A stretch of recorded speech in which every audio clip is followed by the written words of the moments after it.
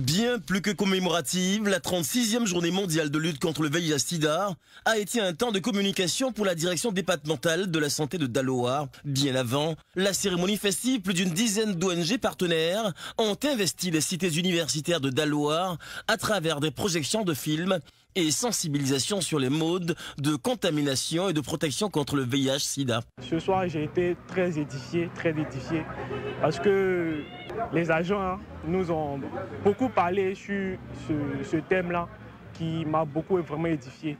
Et comme conseil, je veux vraiment dire aux jeunes de se préserver avant tout rapport sexuel. Cette journée visait à sensibiliser sur la pandémie du sida. À l'instar de la communauté internationale, la Côte d'Ivoire et Daloa plus particulièrement ont profité du vendredi 8 décembre pour échanger autour de la fin du sida dans les communautés. Le régional du CNDH a passé en revue les 58 articles de la loi portant régime de prévention, protection et de répression en matière de lutte contre le VIH-Sida.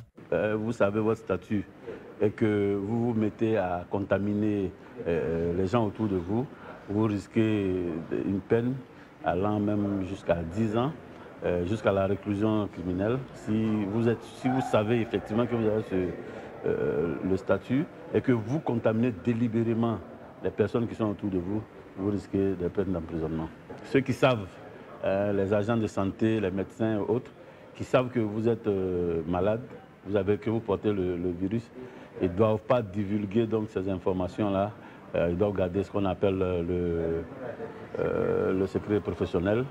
Et donc, tous ceux qui vont trahir ce secret professionnel-là sont également passibles de sanctions.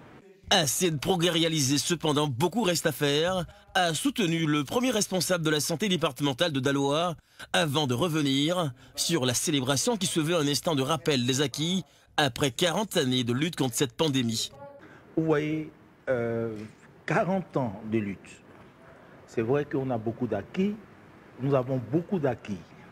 Il y a la prévalence qui a baissé de 4,5.